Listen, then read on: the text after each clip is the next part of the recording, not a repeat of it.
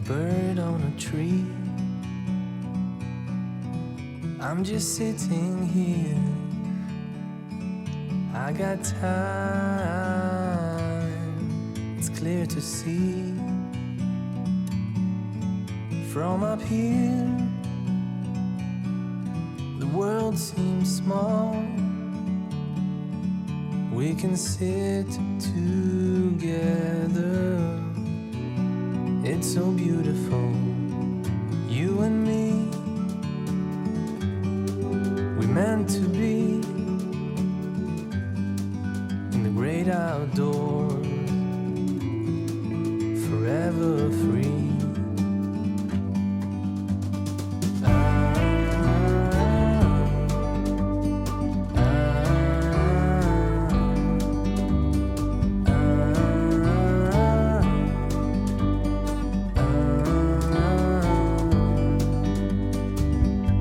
Sometimes you need to go and take a step back to see the truth around you. From a distance you can tell.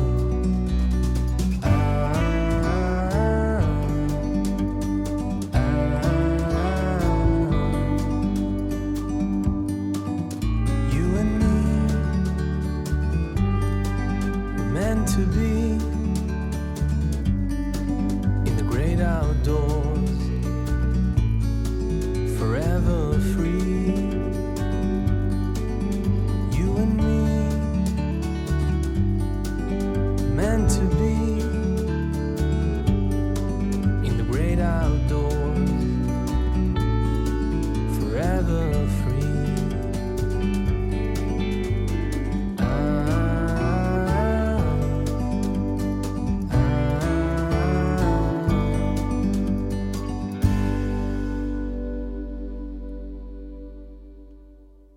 그래서 오늘 향가를 조금 이제 지난 시간에 앞부분 살펴봤지 않습니까? 이어서 오늘 향가의 세계 한번 빠져보고요.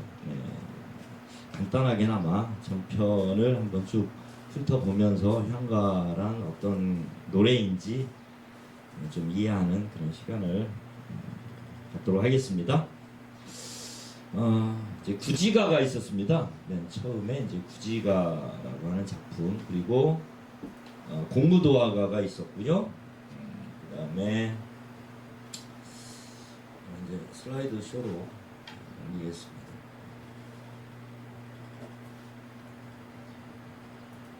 네, 황조가라는 노래 있었습니다. 그다음에 이 해가라는 노래까지 간단히 얘기를 했던 것 같습니다. 지난 시간에요. 그리고 이제 백제가요죠. 전읍사 이런 노래가 있었고요. 그래서 우리가 뭐 좀 복습을 간단히 하는 차원에서 이렇게 보시면 그냥 이렇게 편안하게 들어주시면 될 것 같아요. 편안하게. 저희가 이걸 뭐 전문적으로 연구해야 되는 그런 사명을 안고 있는 것도 아니고, 이 향가에 대한 연구가 사실상 굉장히 어렵거든요.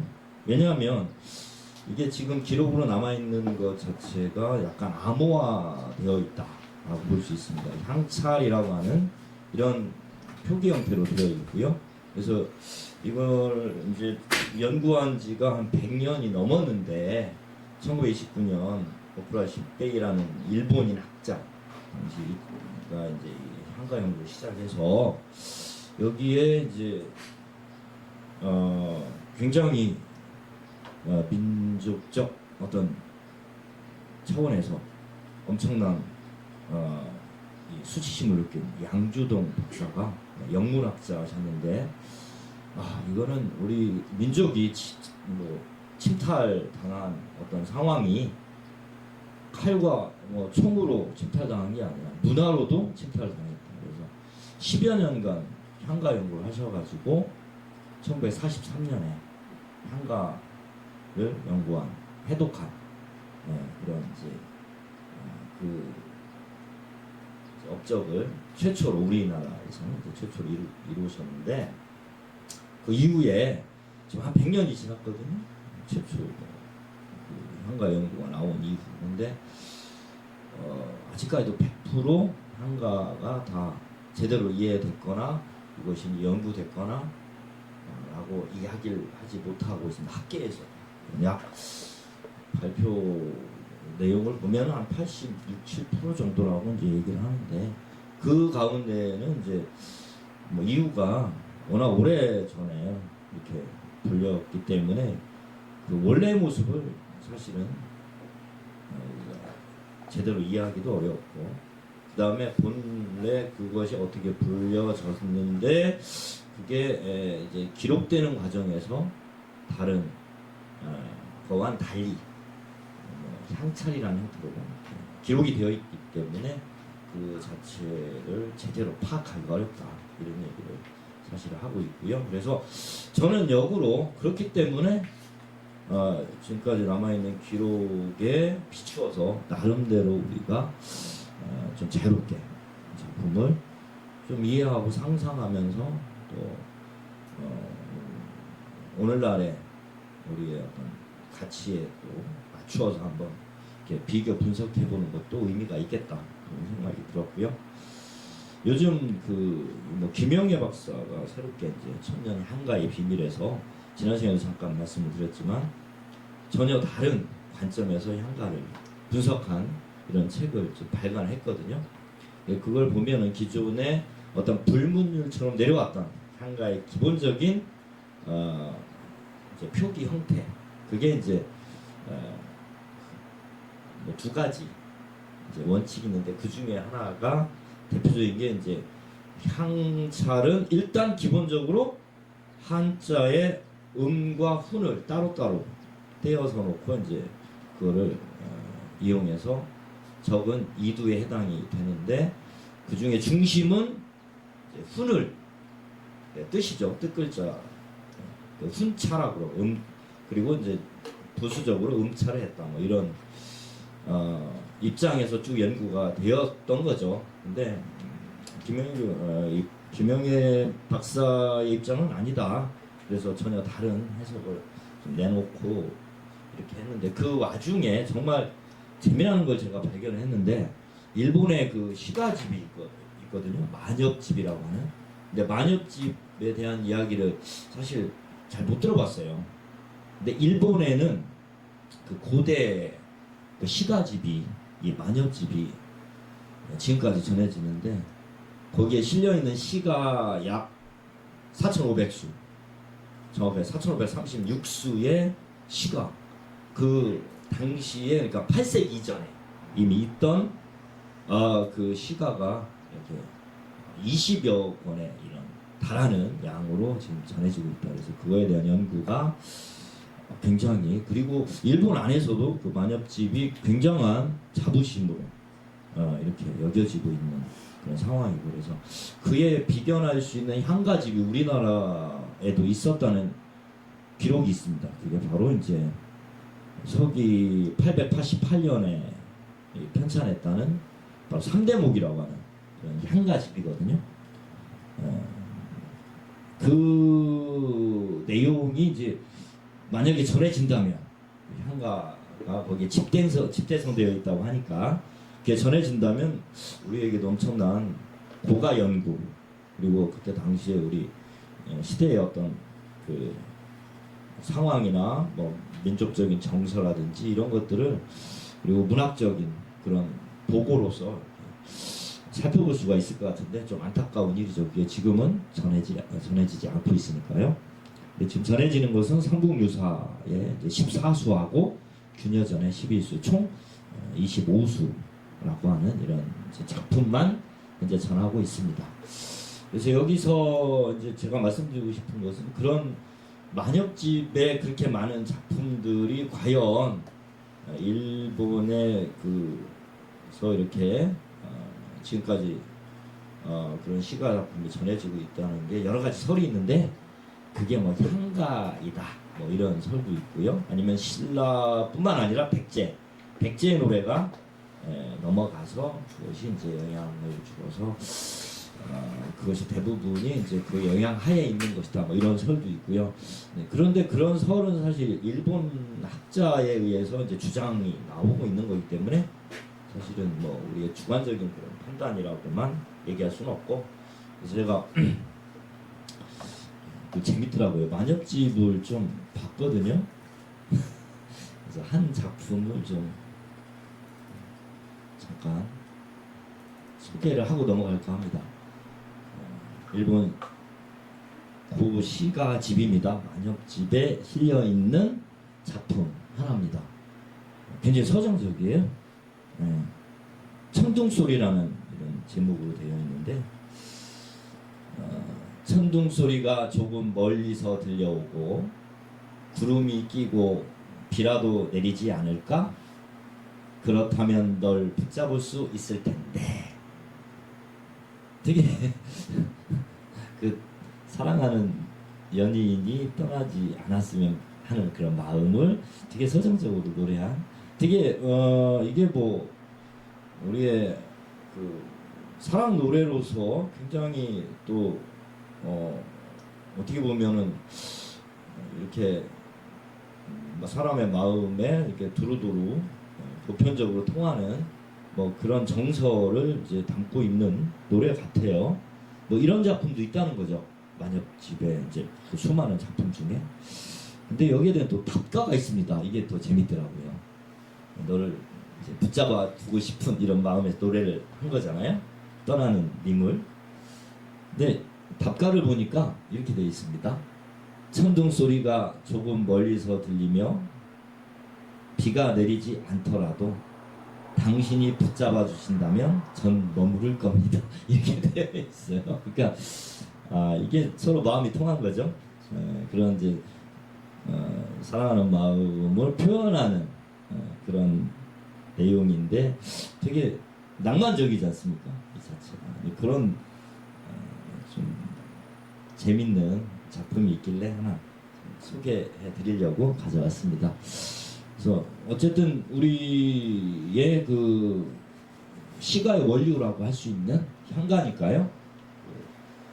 이제 그런 측면에서 어떤 내용으로 이렇게 이 구성이 되어 있고 어떤 작품들이 있는지 거기에서 좀 뽑아낼 수 있는 내용들의 대표적인 게 뭘까, 뭐 이런 것만 좀 살펴서 쭉 한번 전반적인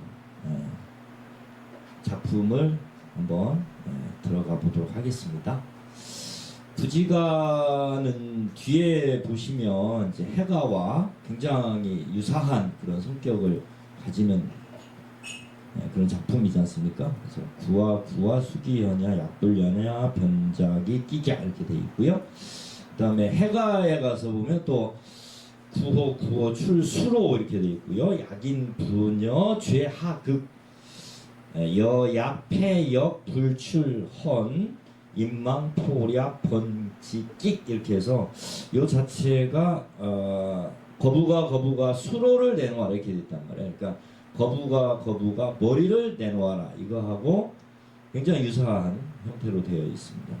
그래서 이 구지가가 가락국의 건국 시조인 수로왕의 그 탄생 신화와 관련이 있다면, 요 해가는 이제 당시에 수로 부인을 빼앗아간 그 용왕에 대한 어떤 그 협박이죠. 순정공과 함께 강릉 태수로 부임해 가는 길에 수로 부인을 납치했다는 거예요. 그래서 이제 그 수로 부인을 내어놓으라고 이제 겁박하는 거죠. 그러면서 많은 사람들이 모여서 이렇게 위협을 하면서 노래를 불렀다는 거죠. 그러니까 만인의 목소리가 이제 뭐 하늘 천지를 감명시킨다 이런 어떤 주술적인 내용의 그런 노래라고 이렇게 볼 수 있겠습니다. 근데 여기서 또 재미나는 것은 수로 부인과 관련된 노래가 하나가 더 있어요. 이게 뭐냐면 헌화가거든요. 헌화가. 여기도 보면은 이제 수로 부인이 지나가는 길에 높은 절벽 위에 있는 꽃이 하나 있는데 그 꽃이 너무 예쁘다고 하니까 그거를 이제 어느 암소를 몰고 가던 노인이 자기가 그 꽃을 꺾어 다 드리겠다 하면서 이 꽃을 바치면서 이런 노래를 불렀다. 뭐 이런 설화와 함께 전하는 건데, 그럼 수로 부인은 과연 누구냐? 이렇게 두 편의 작품에 나오는 거 보면 대단히 뭔가 의미 있는 인물이라는 거죠. 그래서 수로 부인은 당대 최고의 미인으로 이렇게 묘사가 되어 있습니다. 근데 연구자들에 의하면 미인이라기보다는 약간 무당일 것이다. 주술사일 것이다. 구술하는 사람일 것이다. 이런 이제 해석을 합니다. 그럼 순정공은 누구냐? 이거는 이제 어떤 그 강릉 태수로 나오는데 그쪽으로 부임해 가는 왕의 명령을 받고 가는 어떤 그 지배자죠. 그 지역의 어떤 지배자. 그러니까 힘을 상징하는, 권력을 상징하는 존재고, 그럼 수로 부인은 어떤 주술사로서의 그런 어떤 제사장의 신분이었을 거다. 이런 얘기를 합니다. 그러면 왜 강릉으로 급파가 됐느냐? 당시 기록에 의하면 당시에 강릉 지방에 밀란이 일어났다고 해요. 근데 이제 기록에 의하면 그 밀란이라고 하기보다는 그쪽에 기근이 들어서 사람들이 굉장히 이제 그 어려운 지경에 처한 상황에서 그걸 이제 좀 뭡니까 이렇게 구제하기 위해서 순정공이 급파됐다 이런 얘기 하는데, 엄밀하게 따지면 그쪽 지방에 하도 이제 백성들이 살기 힘드니까 이제 약간 반란 비슷한 게 일어난 거죠. 그래서 그곳에 가는 과정에서 나타난 하나의 주술적인 그런 행사가 이루어졌는데 그 중에 불려졌던 노래가 이런 노래라고 하는 설이 있습니다. 예, 좀 재밌더라고요. 그게 뭐냐면 이게 구술하는 구판에서 불려졌다 이런 얘기죠. 근데 구판이 여러 개가 있는데 뭐 용왕 구판이 있을 것이고, 그러니까 뭐 이제 바다의 신이라든지 뭐 이런 걸 이제 잠재울 수 있는 그런 거는 이제 그런 구판이 있을 거고, 그 다음에 이제 꽃거리판이 있을 거다. 꽃을 이제 받치면서 구술하는 이런 장면도 있었을 거다. 그러니까 이런 향가가 단순한 노래라고만 볼 게 아니라 그 배경 설화를 보게 되면 다양한 역사적인 사회적인 어떤 양상들과 함께 이것이 이제 이렇게 뒤섞여 있는 거죠. 그리고 그 안에는 사회적인 신라 사회의 모습, 그리고 우리가 흔히 이야기하는 불교적인 어떤 성격, 그 다음에 신라의 가장 대표적인 어떤 집단이라고 할 수 있는 화랑의 그 세계가 있었던 거죠. 화랑 정신. 이게 굉장히 또 신라를 그 이끈 하나의 그 중요한 그 삼국 통일의 어떤 그런 힘이 여기서 이제 나왔다고 볼 수 있지 않습니까? 그래서 그 화랑을 이끌었던 그 이제 스승이 있습니다. 스승. 그러니까 그 스승이 이제 소위 말해서 이제 월명사나 충담사 같은 이런 사람들이었을 거다 이런 얘기입니다. 그래서 지금 향가 작품을 남긴 그런 승려 중에 이제 대표적인 인물이 바로 월명사와 이제 충담사 이런 사람들이거든요. 이게 사자가 거기에 이제 붙은 사자가 스승 사자입니다. 그러니까 그러한 화랑 집단의 어떤 스승과 같은 정신적 지주 같은 이런 존재였을 거다 이런 이야기를 합니다. 그래서 향가에 대한 지난 시간에 그럼 향가란 말을 언제 처음 썼을까 이런 질문이 있었어요. 그래서 거기에 대해서 궁금하고 또 이런저런 이야기를 또 나누고 했었거든요. 근데 보니까 삼국유사의 그 향가에 대한 이야기가 기록이 있습니다. 찬기파랑강 산해가조에 나오는데 그 찬기파랑가를 지은 그런 어떤 배경의 이야기할 때 거기에서 이제 산해가라고 하는 이야기가 나오고 그 향가라는 명칭이 거기 삼국유사의 기록으로 사실 나와 있고요. 그래서 향가가 향자가 지방 어떤 고을 이런 향자기 때문에 중국을 중심에 놓고 신라는 지방이고 좀 외곽이기 때문에 좀 우리가 생각할 때 이 향가라는 명칭 자체가 우리를 조금 낮추는 의미가 있는 좀 거기에 대해서 우리를 좀 낮추는 그래서 좀 이것을 꺼려하는 어떤 입장도 있을 수 있거든요. 근데 어찌 보면은 이게 당시에는 그냥 자연스럽게 썼던 것 같아요. 그래서 중심에 있었던 거는 이 어떤 노랫말의 어떤 원형은 그거지 않습니까? 노래지 않습니까? 이게 우리가 보는 향가의 원형은 노랫말이지만 이게 사설로 가사로 기록되어 있는 거지만 원래는 노래로 불려졌던 가사의 원형은 실제로 어떤 가창되었던 형태이기 때문에 그런 노래의 중심에 보면은 이제 나라에서 이렇게 운영했던 노래의 부분이 있었습니다. 그게 이제 크게 뭐 중국의 음악이 있었고 신라 그다음에 이제 그 고구려, 백제 뭐 이런 각 나라의 음악들이 있었던 거죠. 그건 이제 향악이라고 하는 형태로 이야기가 됐고요. 반대로 이제 중국 거는 이제 당악 뭐 이렇게 해서 정악 뭐 이렇게 얘기를 했습니다. 근데 이 악이라고 하는 노래죠, 노래. 악이라고 음악 할 때 악을 쓰는데 이 악이 사실은 하나의 그 전체적인 국가 위상을 나타내는데 중요한 역할을 했다고 그래요. 그래서 예악이라고 하는 말도 쓰고요. 그래서 고구려의 건국 신화에도 보면 뭐 그런 나라를 세우고 뭐 이렇게 관제를 만들고 그 다음에는 예악을 다스리는 거예요. 예악을. 그래서 그 악의 그 한자를 보게 되면 나무목 위에 이렇게 흰백자가 있고 그다음에 옆에 이렇게 뭐 사람이 이렇게 앉아 있는 것 같은 양쪽이 있는데 그게 상형 문자로 가면은 여러 가지 이제 그 종이라든지 편경이라든지 아니면 이런 이렇게 악기들을 달아서 이렇게 세우는 모습을 흉내낸 것으로 이렇게 풀이를 하더라고요. 그래서 음악이 한 국가에 어떻게 보면 위상을 나타내는 거고 거기에는 그 안에서 백성들을 이렇게 융합시키는 그런 역할을 했다.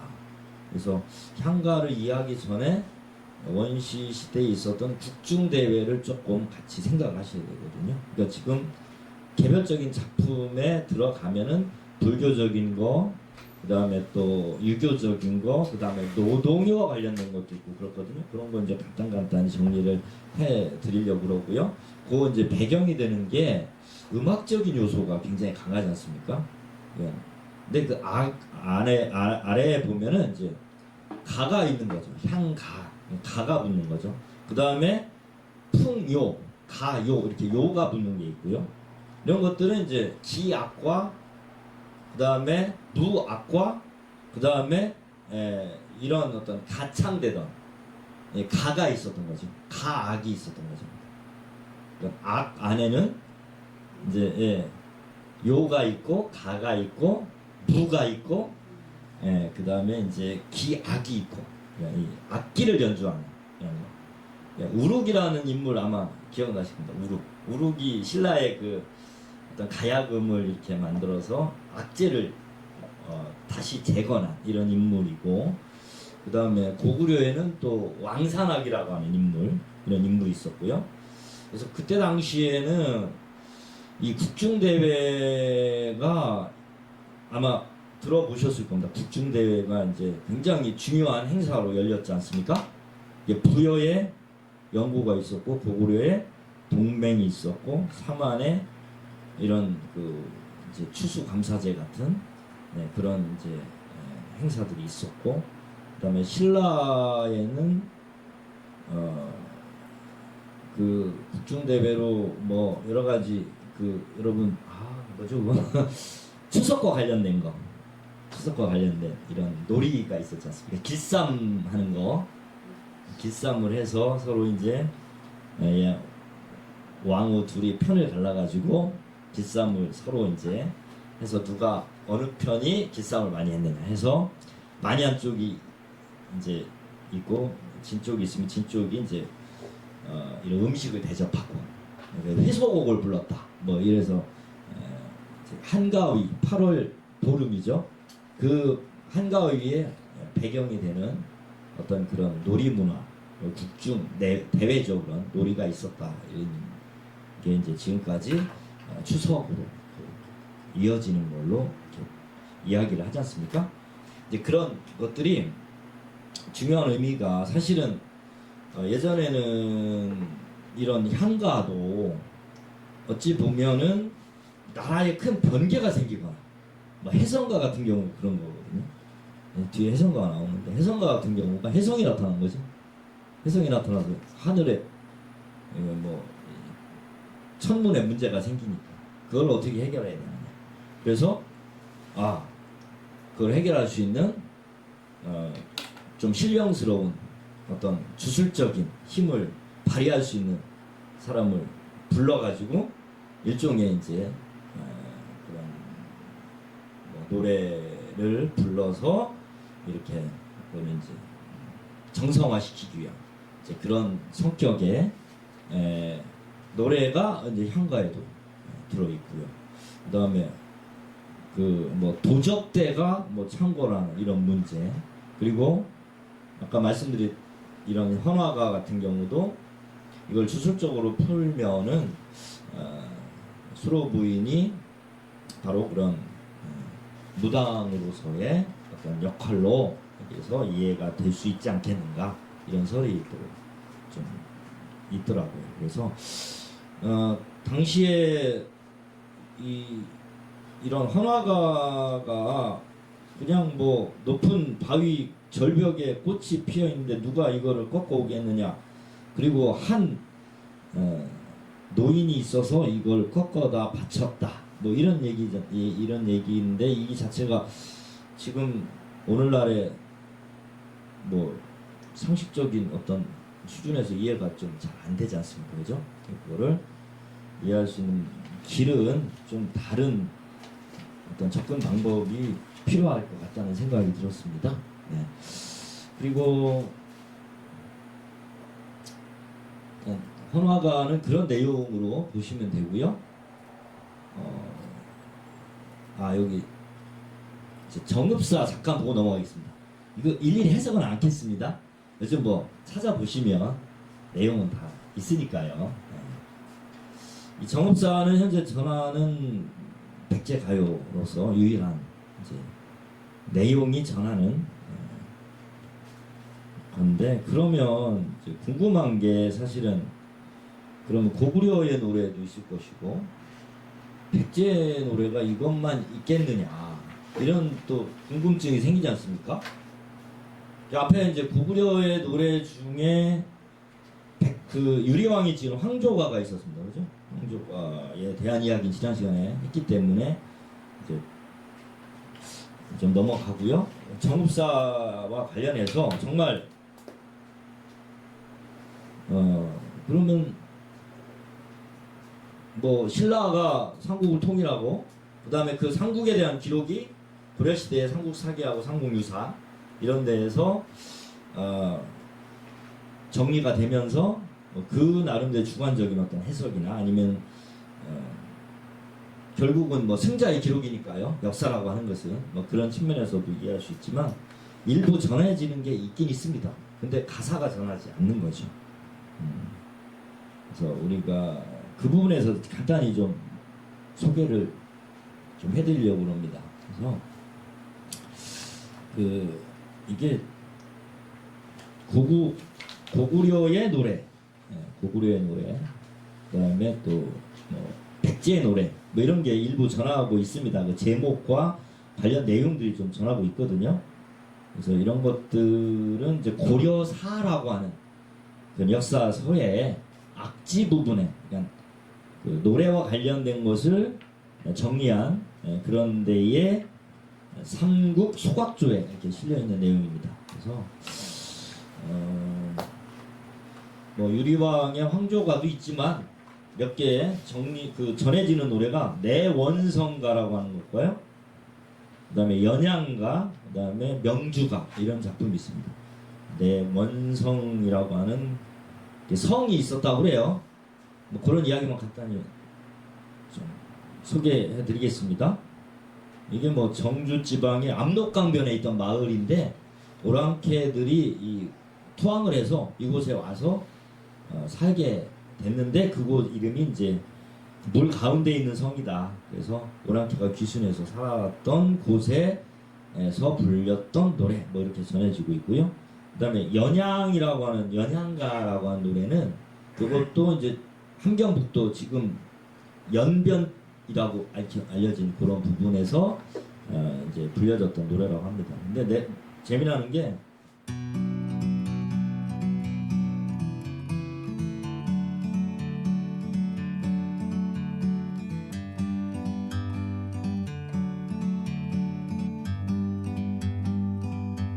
like a bird on a tree.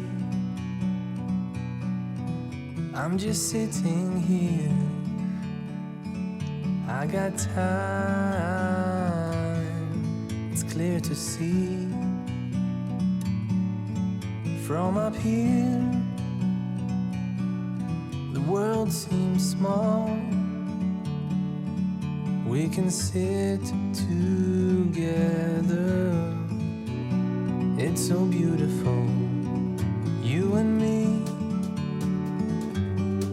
We meant to be in the great outdoors, forever free.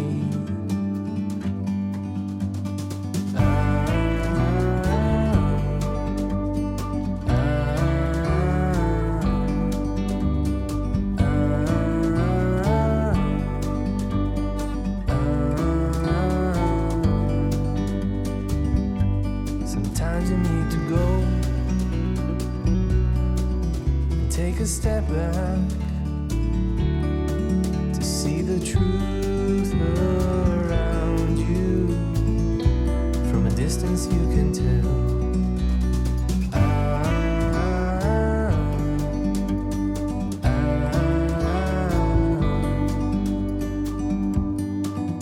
You and me were meant to be